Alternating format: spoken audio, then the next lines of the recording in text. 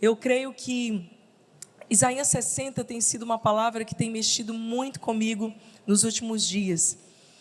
Já faz algum tempo o Senhor tem me lembrado e me lembrado dela vez após vez. A Bíblia fala assim: levanta e resplandece, porque a glória do Senhor já raiou sobre ti.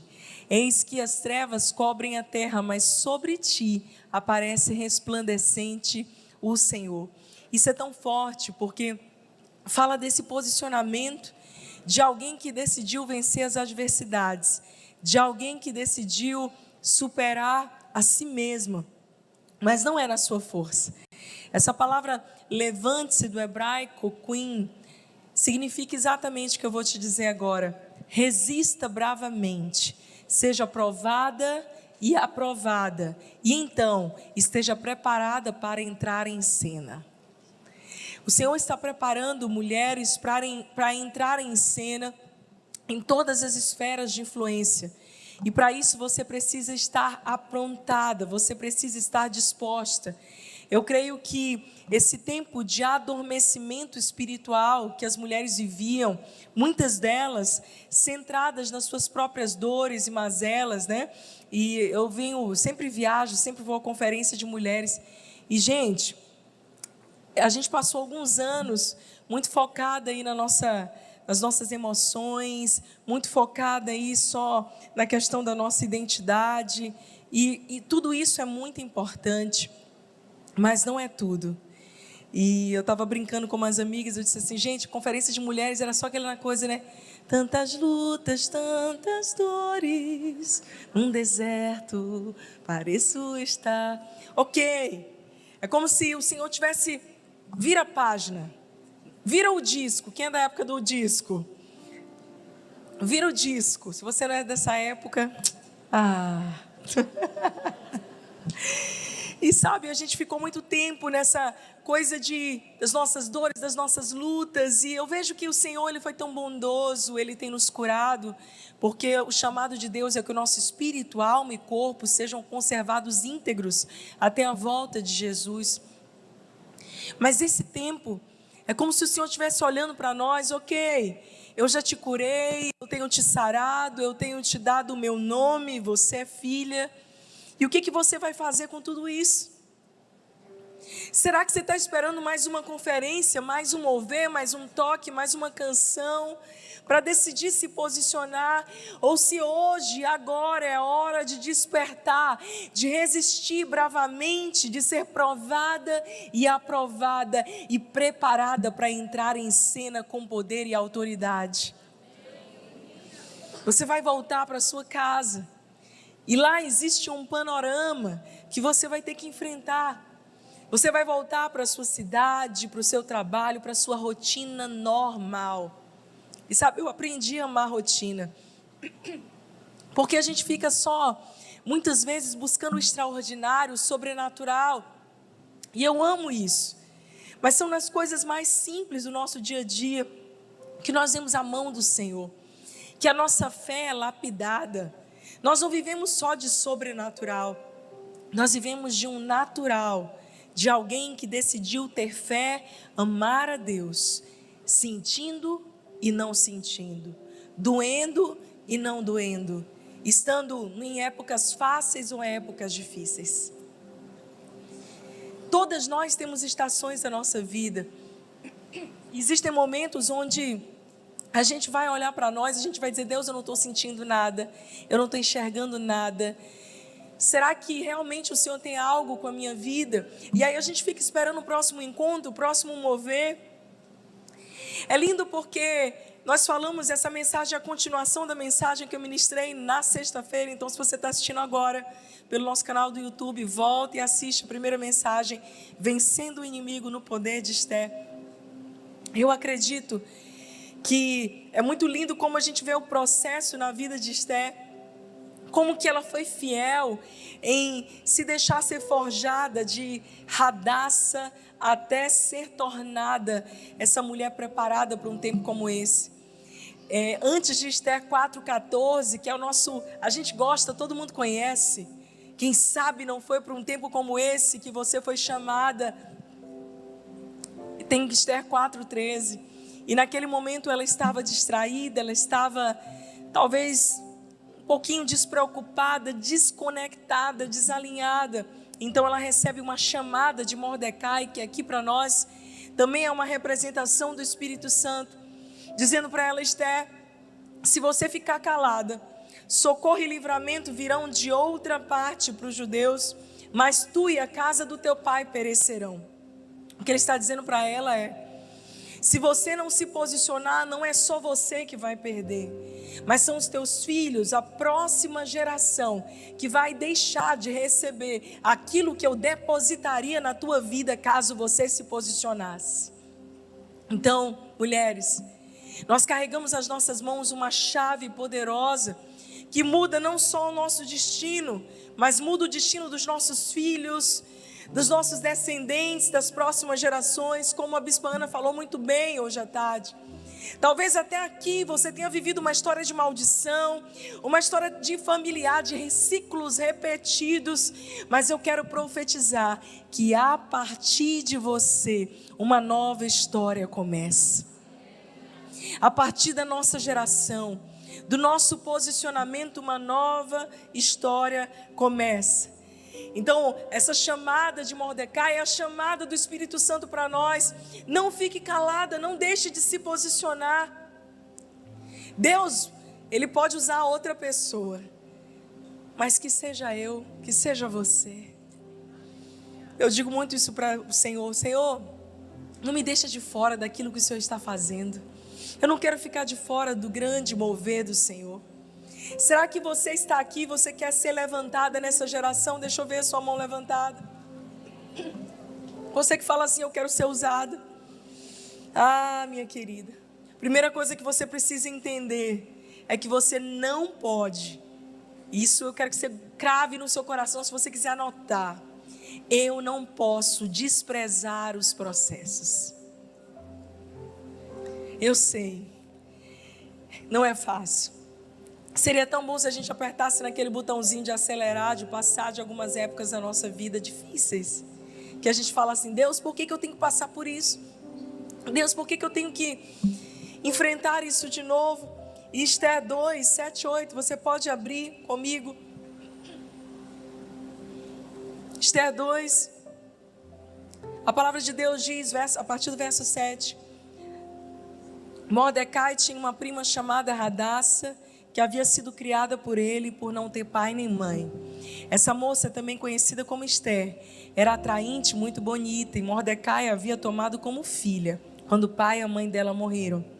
Quando a ordem e o decreto do rei foram proclamados, muitas moças foram trazidas à cidadela de Suzã e colocadas sob os cuidados de Hegai. Esther também foi trazida ao palácio do rei, confiada a Hegai, encarregado do harém. Olha o verso 9. A moça o agradou e ele a favoreceu. Ele logo lhe providenciou o tratamento de beleza e comida especial. Designou-lhe 7 moças escolhidas do palácio do rei. Transferiu-a junto com as suas jovens para o melhor lugar do harém. E antes de qualquer daquelas moças apresentarem-se ao rei Assuero, devia completar 12 meses de tratamento de beleza prescrito para as mulheres. 6 meses com óleo de mirra, 6 meses com perfumes e cosméticos. Uau! A gente olha isso e fala assim: ah, como eu gostaria de participar de um spa real. Parece tão agradável, né? Mas tem algumas coisas muito interessantes aqui. A primeira coisa é que quando Esther ela entra no palácio, ela precisa sair do convívio que ela estava, ela precisa sair das mesas que ela se assentava. Agora o ambiente dela ia mudar. E eu preciso te dizer, mulher, de maneira muito prática e direta: toda vez que Deus vai começar uma nova estação na tua vida, Ele vai mudar algumas das tuas mesas. Às vezes você não está entendendo por que está perdendo algumas pessoas especiais. É porque tem gente que consegue estar ao teu lado quando você está ainda no luto, na perda, na dor. Mas tem pessoas que não toleram ver você sendo conduzida para o palácio. Não se preocupa. Toda vez que o Senhor vai dar início a uma nova estação na tua história, parece que há uma reviravolta. A gente Não entende. Meu Deus, eu era tão amiga, eu gostava tanto. O que foi que eu fiz para que essa pessoa se voltasse contra mim? Alguém já passou por isso? Graças a Deus não foi só eu. Pensei que fosse só eu. Você fala assim: ok, a minha vida, enquanto eu estou escondida, enquanto eu sou radaça, enquanto eu estou no deserto, parece que ninguém se importa comigo. É só Deus começar o projeto externo na minha vida, que parece que algo se levanta. Você sabe por quê? Porque o inimigo não quer que você viva a sua verdadeira identidade, aquilo que Deus te projetou para ser, para viver. E normalmente ele vai usar a boca de pessoas familiares, de pessoas próximas de você, de gente que você ama, que você considera, que você respeita, para tentar diminuir ou tirar aquilo que o Senhor está te conduzindo. É como alguém dizer: para que tudo isso? Para que você vai passar por isso? Você é só uma menina improvável, você é só uma menina escondida. Esther precisou sair do ambiente que ela estava e entrar num novo ambiente. Novas mesas, novo alimento, uma nova dieta. Minha querida, tem que mudar o cardápio também. Do que você tem se alimentado? Qual tem sido a tua fonte? Eu quero declarar sobre você: hoje você vai ter fome de Deus. Você vai sair daqui fominha por Deus. Essa mulher que ama o lugar secreto, que ama a Bíblia, que lê a Bíblia, que come a palavra. Chega da gente ficar recebendo só de conferência em conferência, palavras em palavras. Alguém por favor, entra lá no palácio para ter intimidade com o rei, para me trazer a revelação. Eu quero declarar que o Senhor vai te dar revelações pessoais. Ele vai falar com você no teu lugar secreto. Muda o teu cardápio. Come o livro. Uma vez ele disse isso para o profeta: come o livro. Abre a tua Bíblia e diz: Senhor, do mesmo jeito que o Senhor fala com aquela mulher, o Senhor tem que falar comigo. Eu fiz essa oração. Eu vi o Dan Duque e a Marte Duque, que eram assim minhas maiores admirações, meu sogro, pastor Joaquim, pastora Rose. Eu dizia assim: Senhor, minha sogra contava histórias assim, tipo: Deus falou isso comigo. Eu, amém, glória a Deus, recebi, era ministrada. Aí eu falava assim: Jesus, eu também quero ouvir, também quero saber, eu também sou filha. Eu vi o Dan Duque pregando com tanta revelação. Eu disse: meu Deus, eu li esse texto 100 vezes, nunca tive essa revelação. Deus, o mesmo nível de revelação que toda a senhora está dando para esse homem, eu estou bem aqui. E eu recebi imposição de mãos, eu recebi oração, eu ia para o meu quarto, mas eu dizia: eu quero. Então Deus começou a dizer: coma, se alimente de mim, coma, eu vou te trazer revelação. Então muito do que eu tenho vivido hoje é fruto das minhas revelações do quartinho, palavras que eu recebo no meu quarto. Para escrever esse livro agora eu me tranquei, foram menos de 20 dias. Teve dias que eu escrevi 16 horas, Isabel é testemunha. E eu falava lá: Senhor, fala comigo. O Senhor me disse que vai sair, eu creio. Sabe o que você tem que fazer? Você tem que pressionar os céus. Não saio daqui enquanto o Senhor não falar comigo, enquanto o Senhor não me abençoar, enquanto o Senhor não me tocar, eu não saio desse lugar. A Bíblia diz que quando Esther sai daquele ambiente, quando ela entra no novo cardápio, numa nova alimentação, que ela é conduzida para aquele palácio, onde ela passaria o próximo 1 ano, 12 meses. Gai, o eunuco do rei, ele olha para ela e ele vê: essa menina tem algo diferente. Minha querida, deixa eu dizer algo para você. As pessoas vão olhar para você e vão ver: eu não sei o que é, mas essa menina tem alguma coisa diferente. Essa mulher carrega algo especial. Eu não sei explicar o que é, mas existe uma graça, um favor sobre ela. Bondade e misericórdia do Senhor te seguirão todos os dias da tua vida. Graça e favor. Eu lembro de dias quando eu comecei a trabalhar como médica e o meu pai morreu 1 ano antes de eu me formar. Eu tive várias crises, Mas uma das coisas, um dos sentimentos que eu tive dele foi raiva. Raiva, por que ele morreu tão novo? Por que ele fez isso com ele mesmo? Por que ele não me viu eu me formar? E aí eu lembro de eu ter pego meu certificado de conclusão de medicina, eu coloquei na minha cama, me ajoelhei e falei assim: Senhor, eu não tenho mais pai na terra, o Senhor é o meu pai. Então eu quero te entregar o meu diploma e eu quero seguir o meu chamado. E Deus me disse: filha, você vai ficar e você vai trabalhar. E no começo eu não queria, mas o Senhor foi abrindo portas. Era tão interessante que as pessoas perguntavam assim para mim. Porque eu falava, né, com o papai, quando ele era vivo: pai, quando eu me formar, o Senhor vai me ajudar na minha carreira, né? Ele era médico, muito respeitado. Então eu pensava assim: o meu pai vai arrumar os meus primeiros empregos, o meu pai vai abrir portas para mim, o meu pai vai me indicar, o meu pai vai comprar uma sala de consultório e me dar de presente. Nada disso aconteceu. A crise foi tão grande na minha casa, meus pais perderam quase tudo. E eu me formei, eu falei: e agora quem vai me ajudar? E o Senhor começou a abrir portas sobrenaturais. As pessoas me perguntavam assim: ei, me conta, quem é o teu, né? Quem é essa pessoa que está te indicando? Quem foi que te colocou aí, Flávia? Como é que tu conseguiu essa vaga? Eu dizia: o meu pai. Deixa eu te dizer, você não é órfã, você não está sozinha. Por onde você for, você vai ter graça, você vai ter favor. Eu já vivi tantas histórias na minha vida, onde literalmente Deus abria a porta e as pessoas ficavam assim: como é que ela conseguiu isso? O meu pai. Graça e favor, e a palavra diz: isso não é só para mim. Certamente bondade e misericórdia me seguirão todos os dias da minha vida, e eu habitarei seguro na casa do Senhor para todo o sempre. O Salmos 23 fala sobre isso. Ah, querida, favor e graça vão te seguir todas as vezes que você disser sim.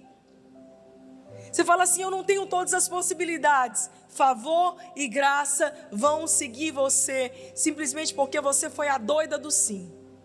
Tem alguma doida do sim? Eu sou a doida do sim para Deus.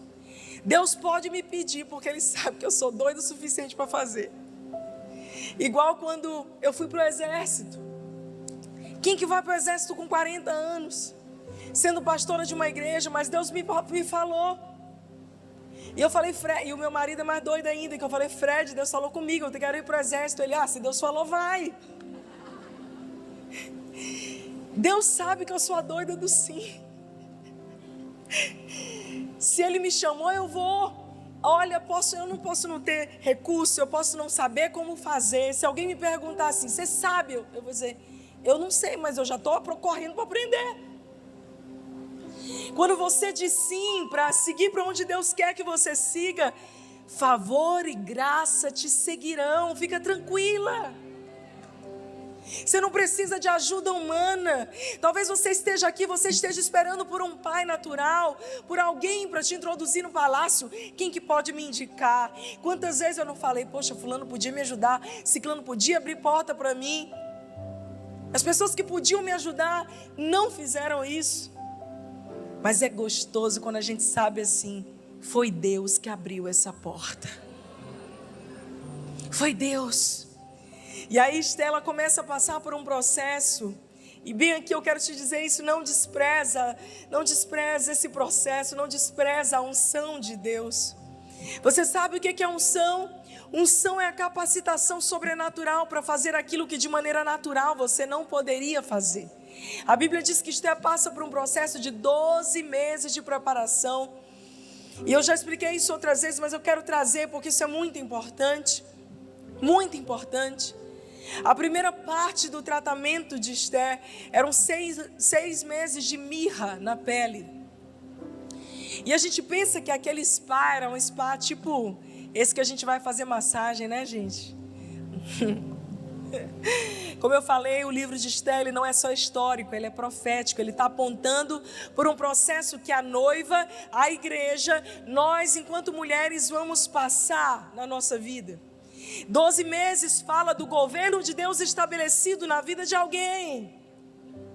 Para que o governo de Deus seja estabelecido plenamente na tua vida, você vai ter que passar por esse processo de ser ungida por Deus.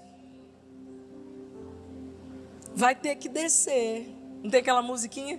Fulano vai ter que descer na olaria de Deus. Tem como fugir não, irmã? Às vezes você teima, você reluta. Quer um conselho? Vai logo.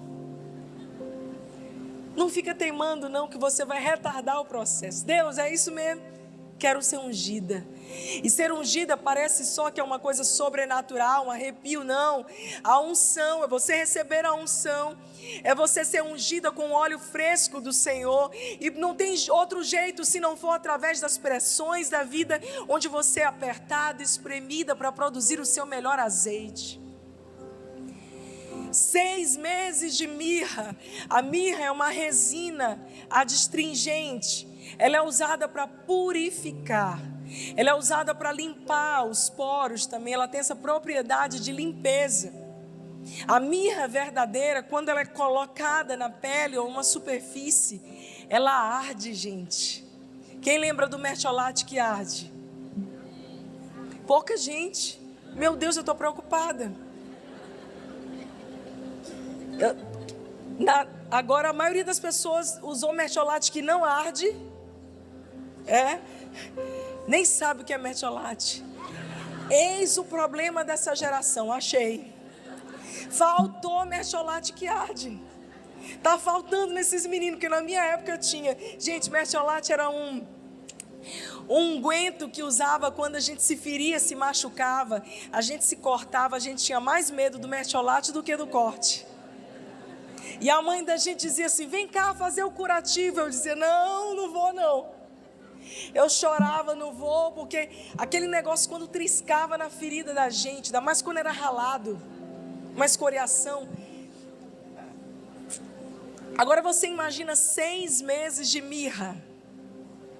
Aquelas meninas que vinham do gueto, lembra? O padrão anterior era Vasti, era uma mulher de linhagem real, das 7 famílias reais. Agora o padrão muda. Toda vez que Deus está fazendo algo novo na terra, Ele é o mesmo ontem, hoje e sempre. Mas de tempos em tempos, Deus levanta um novo padrão para poder preparar a sua igreja. O padrão é novo agora. Esther está ali, ela vem do gueto, ela vem do povão. Não tinha chuveiro como tem na nossa época não, gente. Essas meninas vinham sujas, impuras. Então todo dia elas tinham que entrar numa banheira cheia de óleo de mirra. E aquilo entrava nos poros para purificar, para tirar a impureza, ardia. A mirra, ela também ela é um exemplo, uma tipificação, ou seja, ela aponta para o sofrimento de Jesus. Lembra os 3 presentes que Jesus recebeu dos Reis Magos? Ouro, incenso e mirra. A mirra já era ali um apontamento para o sofrimento de Jesus. É interessante que em Cânticos 5, 4, 6 tem um texto lindo que diz: o meu amado pôs a mão por uma abertura da tranca, o meu coração começou a palpitar por causa dele. Levantei-me para abrir a porta, minhas mãos destilavam mirra, meus dedos vertiam mirra na maçaneta da tranca. Aqui fala da noiva, da igreja, quando o noivo toca ali na maçaneta da porta e ela fica destilando mirra. E em Salmos 45, 8, a Bíblia diz: todas as tuas vestes exalam aroma de mirra, aloés e cássia, nos palácios adornados de marfim. Mateus 2, 11 fala: ao entrarem na casa, viram um menino com Maria, sua mãe, prostrando-se o adoraram e abriram os tesouros e lhe deram presentes, ouro, incenso e mirra. A mirra, ela é esse símbolo de sofrimento, de dor. Agora olha aqui para mim. Tem época da nossa vida que dói, não tem? É a época que o Senhor nos unge com mirra. Que você fala assim: Senhor, mais um dia. Tem épocas tão difíceis. que parece que Deus está arrancando de nós a nossa sujeira, aquilo que não serve mais. A mirra vem exatamente para isso, para nos purificar e nos preparar para o encontro com o noivo. E deixa eu te dizer, não tem jeito de fugir da mirra. Você vai ter que ser ungida com ela. Mas pastor, eu não consigo. Calma, é o noivo que está te ungindo. E se ele está fazendo isso, é porque ele está arrancando de você aquilo que não serve mais, as impurezas mais profundas da tua alma. Eu lembro de dias no meu quarto, com a cara no pó, chorando, literalmente, gente, eu levantava, ficava uma poça de lágrima. Tem um salmo, não estou lembrando qual ele, que diz assim: as minhas lágrimas têm sido meu alimento dia e noite. Tem épocas da nossa vida que são épocas de mirra. Mas o que você vai fazer quando você é apertada, pressionada?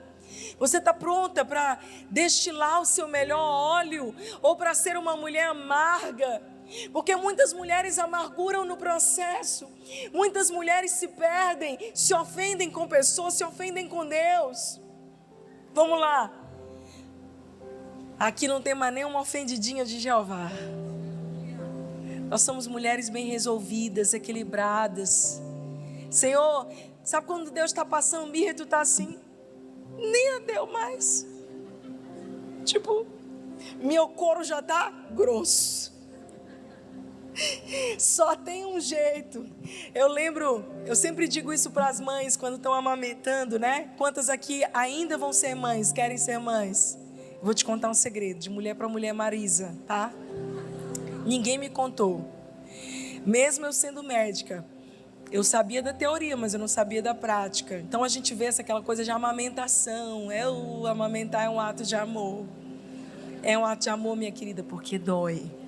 Aí, tu começa a amamentar e começa a machucar. As mães aqui se identificaram comigo.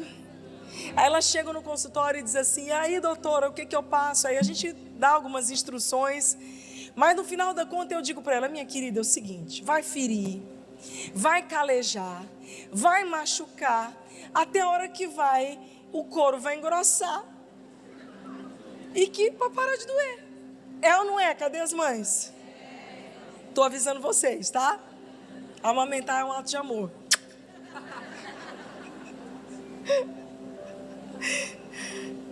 Mas é assim na nossa vida. Com o tempo você fala assim: ok, estou passando por uma época difícil, mas já vivi isso outras vezes na minha jornada de fé. Não é isso que vai me destruir. Abatido sim, mas destruído jamais. Posso até estar abatida, mas destruída é mirra, Senhor. O couro já até é grosso, mas de vez em quando a mirra pega no lugar que ainda não está grosso. Aí tu fala assim: meu Deus, está doendo de novo. Sabe por quê? Porque enquanto essa carne velha aqui estiver aqui, ela sempre vai relutar. E aí você fala assim: ai, graças a Deus, Esther venceu 6 meses de mirra. Tem mais 6 meses de óleos, de especiarias.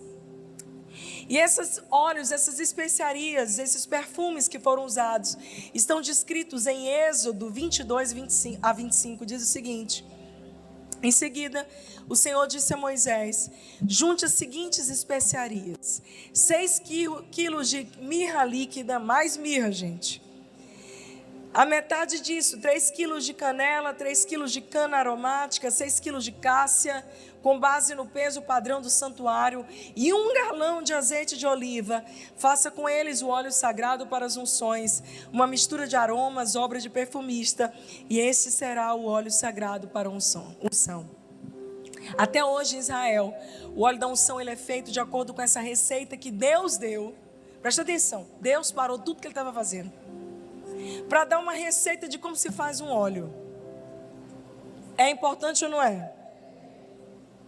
Mais na frente, a Bíblia vai dizer: isso vos será por estatuto perpétuo. Quer dizer que mesmo na nova aliança, o óleo ainda vale, sim ou não, igreja? Só que não é mais uma sombra como no Antigo Testamento. No Novo Testamento é um outro entendimento. de que todas nós, a igreja do Senhor, vamos passar pelo processo de sermos ungidas com esses ingredientes. Deus dá a quantidade de grama, de quilo, detalhadamente. E a primeira coisa que ele diz é mirra. Olha para tua irmã do lado e diz assim: não dá para fugir da mirra.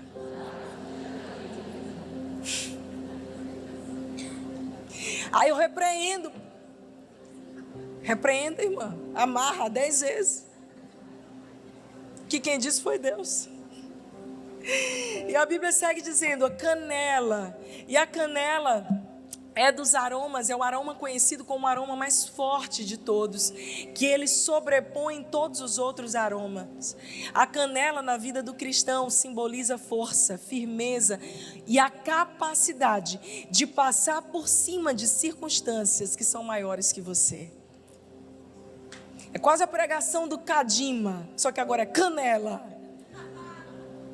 Se você fizer um bolo de maçã com canela, cheira o quê? E se for um bolo de maçã com canela, cheira o quê? A canela na nossa vida, olha como é lindo isso, eu estudei isso alguns anos atrás. Cada especiaria dessa tem um significado, e a tipologia para nós é exatamente essa. Você vai ser ungida de tal maneira que você vai superar as adversidades, você vai passar por cima de tudo aquilo que vier contra você. O Senhor está te ungindo de tal forma que você vai, no inglês tem uma palavra chamada overcome, ou seja, você vai passar por cima, você vai vencer.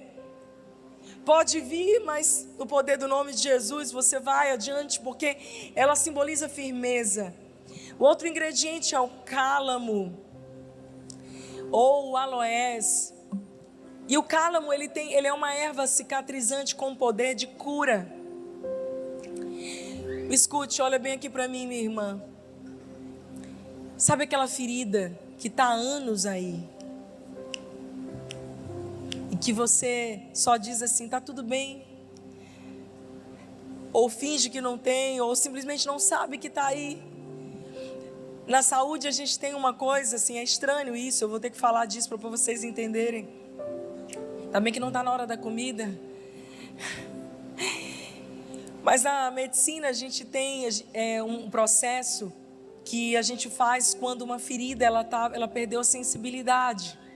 É muito comum pacientes diabéticos perderem a sensibilidade dos membros, por exemplo. E eles se machucam, e eles fazem feridas, e eles perdem a sensibilidade dessa ferida e começa a cicatrizar de uma maneira errada.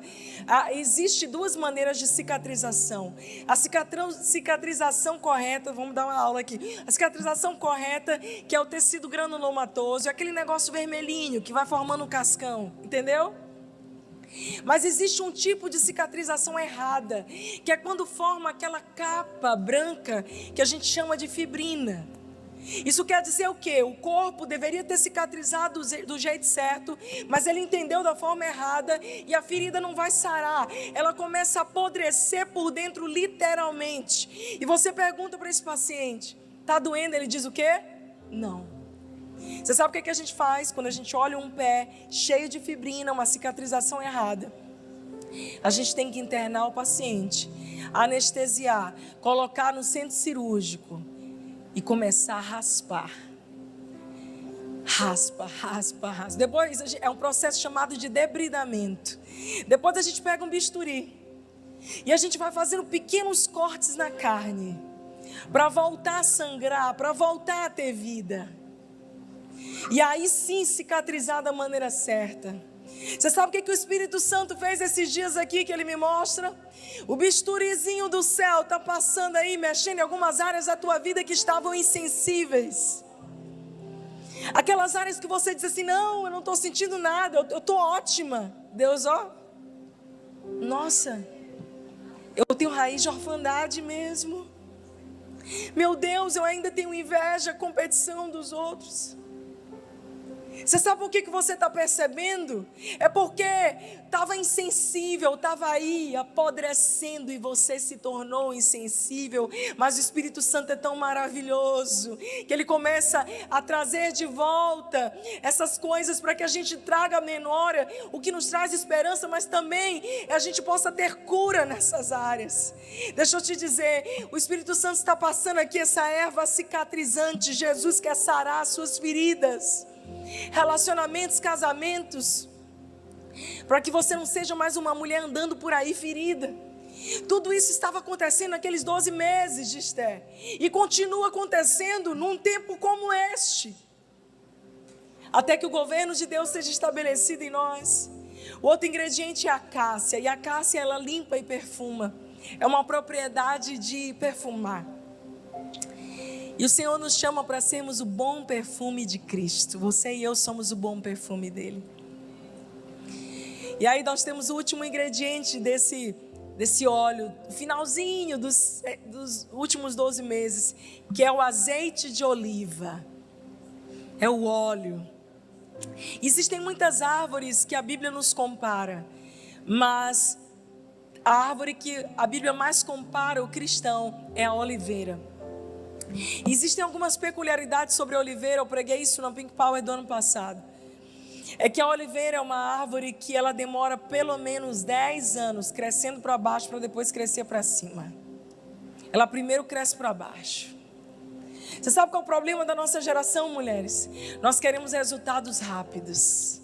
Nós queremos coisas de flash, rápida. De flash, ninguém é dessa época. Coisas... Ô Flávia, conserta. Quem lembra do The Flash? Ai, me senti agora bem. A gente fica buscando por resultados rápidos. A gente não entende que demora antes de dar fruto.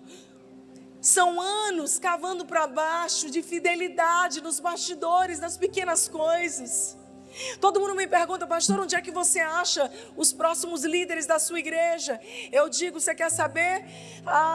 São aqueles que nos acampamentos estão na cozinha, estão limpando, estão ajudando nos bastidores. Eles não estão buscando por reputação, por aprovação humana. Eles só querem servir a Deus porque eles amam a Deus. Cresça para baixo, enraize-se primeiro. Outra coisa interessante sobre a oliveira é que se a raiz, toda vez que a raiz cresce, ela dá de encontro a pedras, a obstáculos. Mas a raiz da oliveira, assim que ela dá de encontro a uma pedra, ela consegue contornar essa pedra e continua crescendo para baixo. Qual a sua desculpa para você ter parado de buscar e crescer? Buscar a Deus e crescer mais. Quais foram as pedras no teu caminho?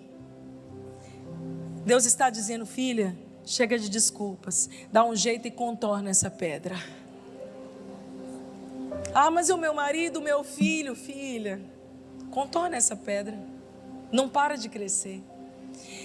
Outra coisa muito interessante sobre a oliveira é que ela cresce em qualquer estação, em qualquer terreno. Por que você está esperando que as coisas melhorem para dar frutos? Que a tua estação mude para você dar frutos. Eu quero que você saia daqui hoje não achando: quando chegar o meu dia para um tempo como esse. Não, eu fui chamada para um tempo como este agora. Dá um jeito e contorna as pedras. Não espere a estação certa. Cresce em toda estação, dê frutos em toda estação. É isso que acontece com a árvore que é plantada junto aos ribeiros das águas. Salmo 1. A oliveira também, ela é uma árvore que ela é quase indestrutível. As árvores mais antigas do mundo são oliveiras. Inclusive tem uma no Guinness Book que está na Itália. Ela tem mais de 3.000 anos. Eu estive no jardim do Getsemane em Israel e os guias disseram para a gente: olha, tem árvores aqui que provavelmente testemunharam as lágrimas de Jesus, que estão lá há mais de 2.000 anos até. A oliveira, existem pessoas que dizem isso, que até se ela for queimada, ficar seca em cima, ela consegue dar frutos até pelas suas raízes. Eu vou te dizer uma coisa, minha irmã. Sabe o sinal de uma mulher madura? É aquela mulher que podem fazer o que quiserem com ela, mas ela não sai da presença de Deus. Ela continua dando frutos. Ela não tem desculpas. Glorifica ao Senhor por isso. Outra coisa que você tem que guardar no coração: não é hora mais de se distrair, não se perca no palácio. O que eu tenho visto de gente de Deus, gente com chamado. Hoje eu conversava de um amigo da minha adolescência, assim, da minha juventude. Nós éramos muito amigos. A gente tinha sonhos de avivamento. Quando eu me converti na igreja, a gente tinha um grupo de oração. E a gente ficava, gente, horas. A igreja fechava e a gente ficava horas na salinha de oração da igreja. Eu já saí carregada da igreja pelo caseiro da igreja, o zelador. Pegava um zelador no meu braço, outro na minha perna e me jogava na grama fora da igreja. Te dou a minha palavra. O meu grupo de oração era esse. Aí ele vinha assim na porta e dizia assim: Flavinha, o pastor disse que já deu, vocês têm que ir embora, já era 2, 3 horas da manhã, eu tenho que fechar a igreja. E a gente lá, glória a Deus, eu vou ser um avivalista. Aí eu não sei o que eu vou fazer com esses jovens. Aí começava a carregar a gente e dizer: gente, e a gente aqui chapando, eles diziam: eu vou ter que botar vocês para fora da igreja. Pode me botar, eu não vou sair daqui. Aí ele carregava a gente, jogava a gente fora da igreja, de verdade. Inúmeras vezes eu ficava rolando na frente da igreja. 3 horas da manhã, 4 horas da manhã, eu tinha um amigo. E esse amigo era muito próximo meu. Ele era assim, a gente tinha uma competitividade boa. Ele falava assim: Flavinha, tu já leu aquele livro de teologia? Eu, não.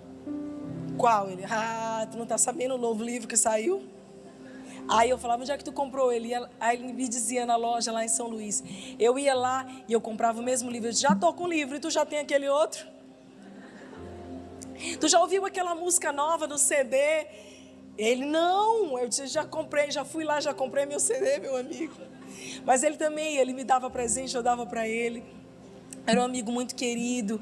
E ele tinha tantas palavras de Deus sobre a vida dele. Naquele grupo de jovens que eu estava, vários tinham palavras de que seriam avivalistas. Daquele grupo de quase 30, só restou eu e um outro rapaz. Nós 2 somos pastores. Os outros se perderam no caminho. E eu fico pensando quantas pessoas ficam no meio do caminho porque se distraem. Quanta gente de Deus que começou com a gente do nosso lado. Quanta gente que poderia estar aqui ou que estava aqui, mas que o coração se ofendeu e que se perdeu, se distraiu. As coisas do mundo, as luzes, a beleza, as propostas, os negócios. Deixa eu te dizer algo. A Bispa Ana orou por prosperidade hoje. Você quer saber quando que você vai prosperar na sua vida? Quando você colocar as coisas de Deus em primeiro lugar. Enquanto você colocar os seus negócios em primeiro lugar, as coisas não vão dar certo. Porque Deus quer você para Ele. E quando você colocar Ele em primeiro lugar, Ele te dá tudo o que você precisa. Queridos, não se distraia. Esther está ali naquele processo e a Bíblia fala que ela é escolhida como rainha. E então ela entende, naquela chamada de Mordecai, Esther capítulo 4, verso 13 e 14, de que ela tem um chamado, de que ela realmente precisa se posicionar. E aí a Bíblia fala que ela convoca todo mundo, todos os judeus: então mandem todos virem jejuar comigo. Ela veste pano de saco. Me escute, minha irmã. Tem épocas na sua vida que a melhor coisa que você faz é colocar o seu pano de saco. E eu não estou falando de maneira literal, não. Mas é reconhecer que as coisas não estão bem. Para de fingir que as coisas estão bem quando elas não estão. Tem gente que eu quero ajudar, mas que não quer ser ajudada. Eu sei que não está bem. Porque eu tenho discernimento, gente. Você fala assim: eu queria ajudar, mas eu também não quero invadir. A pessoa tem livre-arbítrio. Tá tudo bem? Não, tá tudo ótimo, pastora e tal. Só posso orar. Enquanto a gente fica nessa coisa toda de tentar manter a nossa imagem, as coisas não vão para frente. E essa é uma chamada para as mulheres das nações. Porque o Senhor está te chamando para ser uma mulher transparente, de verdade, autêntica. Então a Bíblia nos fala que ela coloca o pano de saco, ela chora, e ela tem a ajuda de outras pessoas. Quando ela disse para Mordecai, manda todo mundo orar e jejuar comigo, mas ela vai sozinha para o quarto dela, para o palacete dela, para viver o processo dela. Deixa eu dizer algo para você, porque isso aqui é uma mensagem sobre maturidade também. Tem coisas, minha linda, que você vai ter que encarar só. Tem guerras que é você e Deus. Pastora, mas eu não tenho ajuda. É para não ter mesmo, é você e o Espírito Santo.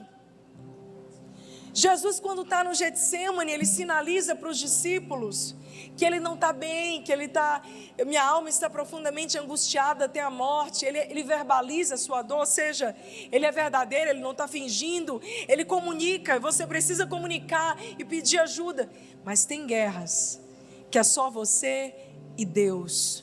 Jesus verbaliza para os discípulos que ele não estava bem, mas as lágrimas e o suor de sangue, Jesus estava só com o Pai. Para de querer mostrar para o mundo as tuas lágrimas de sangue, de crocodilo. Pegar teu celular.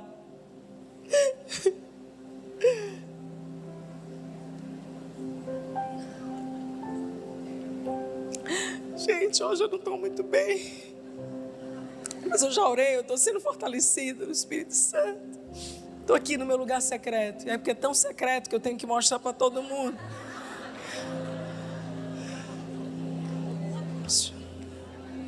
Faz isso não. Você postar, inspirar as pessoas, isso é maravilhoso. Mas tem coisas que você tem que aprender a chorar aos pés de Jesus. Para de expor para os outros aquilo que é você e Deus. Aprenda a pedir ajuda para as pessoas certas. Mas tem batalhas, minha irmã. Esther foi sozinha lá no palácio. Ela disse, orem por mim. Nós estamos numa crise, nós estamos vivendo um momento assim. Mas na hora de chorar, de jejuar, de orar, ela foi lá.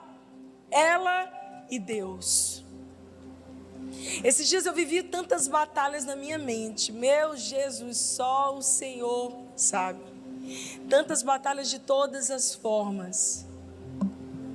Porque todas as vezes que Deus te levanta, e eu sempre orei para ser uma plataforma segura. Hoje até falei isso com as meninas da escola de mulheres. É que o fato de você ser uma plataforma segura torna você um lugar para as pessoas pisarem. E às vezes o salto é fino. E dói. Dói. Eu acho que um dos sentimentos piores que existem é você se sentir usada pelos outros. Você já se sentiu assim? Alguém que usa você? E se eu te disser que o Espírito Santo, ele jamais vai usar, descartar você. Esther está ali vivendo um processo dela, e então a Bíblia fala que ao terminar o 3º dia de jejum, ela coloca os seus vestidos reais. Ela tira o pano de saco e ela coloca as suas vestes reais. Deixa eu dizer algo para você, minha irmã. Talvez você está há tempo demais chorando e lamentando por alguém que não te merece mais. Talvez você está há tempo demais num capítulo da sua história que já deveria ter sido encerrado. Está na hora de você pegar os teus vestidos reais e assumir o teu lugar, o lugar que Deus tem preparado para você. Eu não sei qual é a tua dor, o teu lamento, o teu motivo de pano de saco, mas eu sei, Esther, que Deus tem uma roupa nova para você. Ele tem um lugar de autoridade, de influência para você. Está na hora de você pegar aquilo que Deus já te deu e entrar no lugar com autoridade. É como se ela fizesse assim: ok, já chorei, já enlutei, já me arrependi, já clamei, mas agora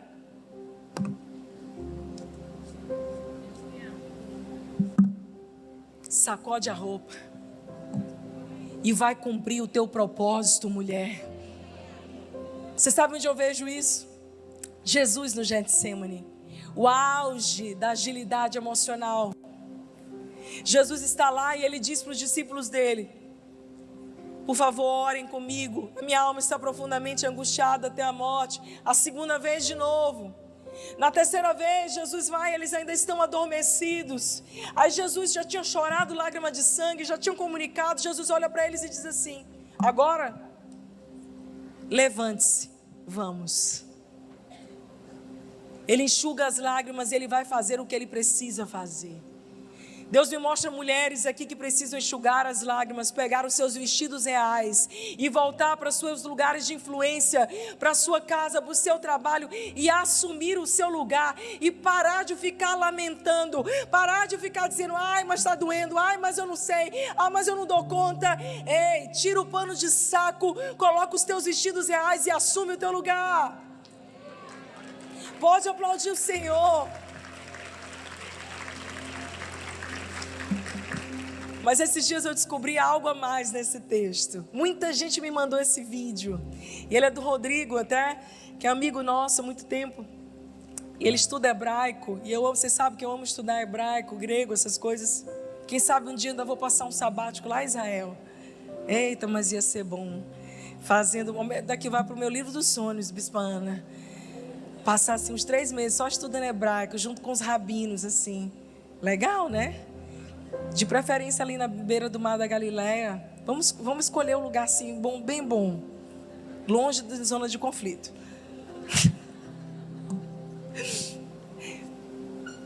E algo que ele falou, eu falei: uau, que revelação poderosa. Porque o texto no hebraico, quando diz, Esther 5, verso 1, que ela vestiu os seus vestidos reais, o vestido aí não é roupa. Não é uma roupa, porque Esther já era rainha.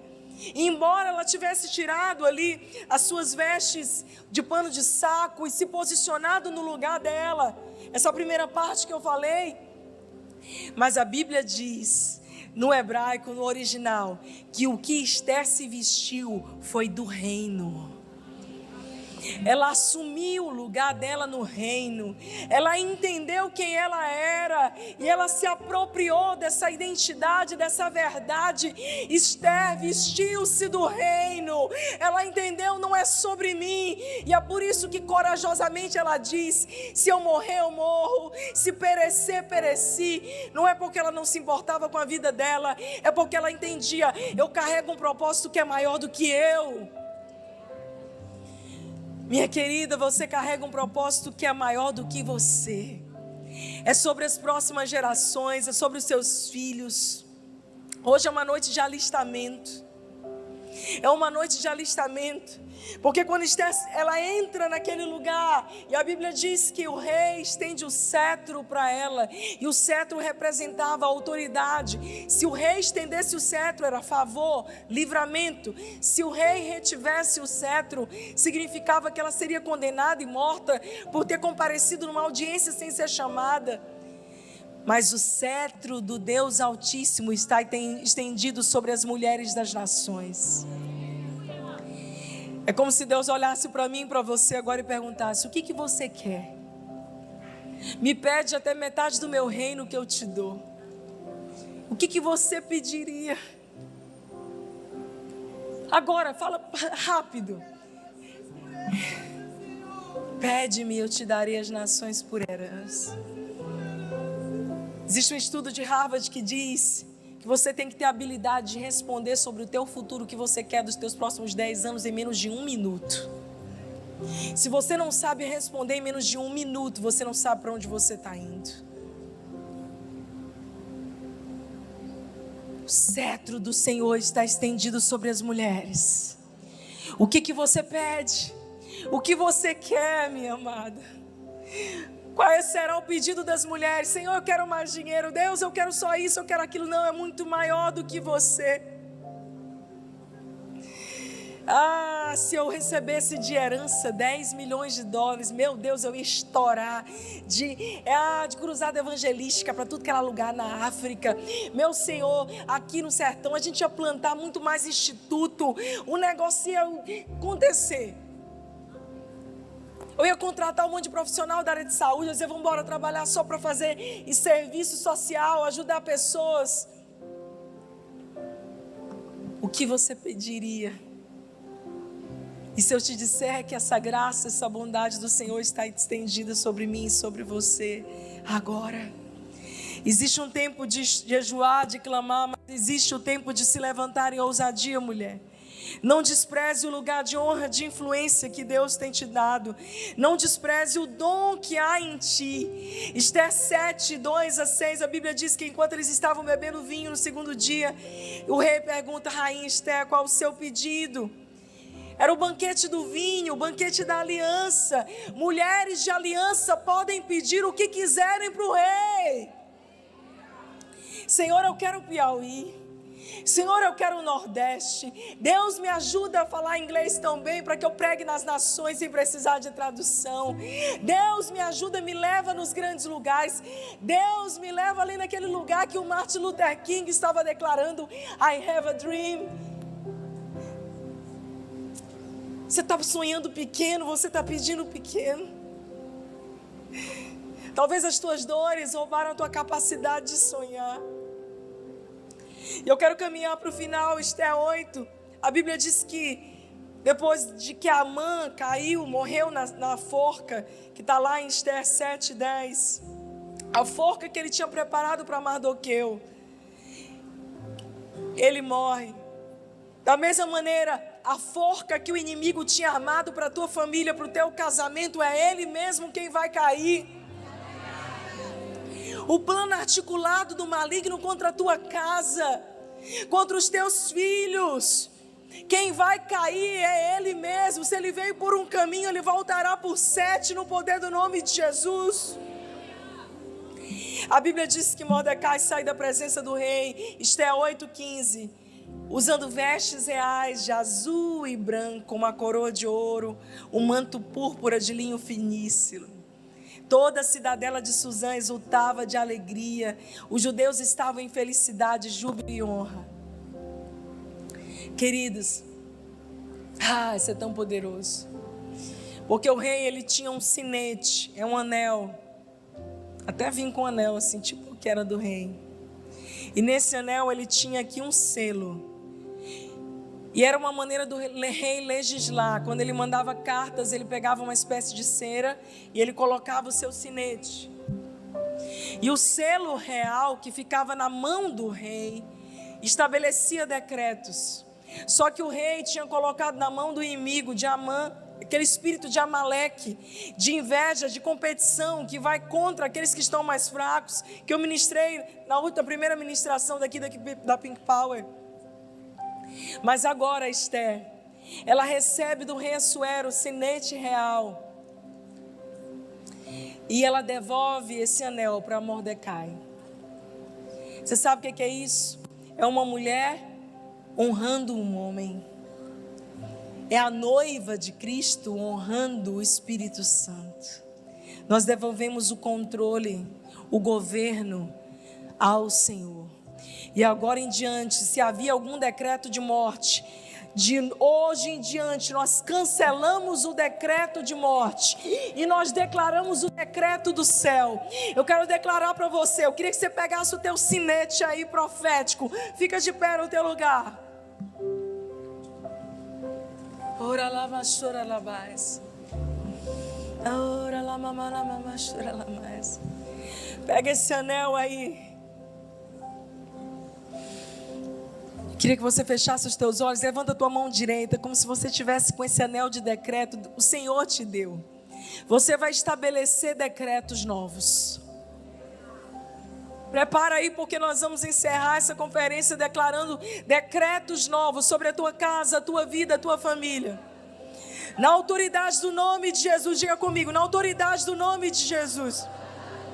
Eu me levanto num tempo como este e me posiciono na ousadia do Senhor. Improvável que sou, mas amada por Ele.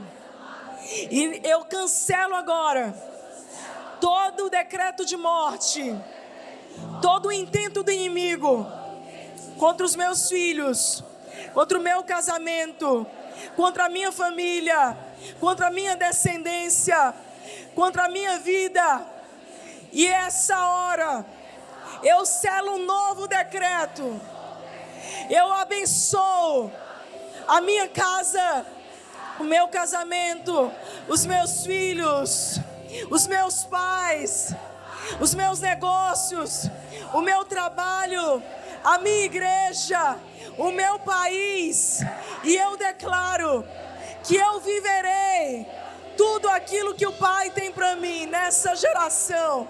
Eu viverei os sonhos de Deus nessa geração. No poder do nome de Jesus, eu declaro uma nova estação de provisão, de milagre, de poder, de sobrenatural. Que alegria que você chegou até aqui.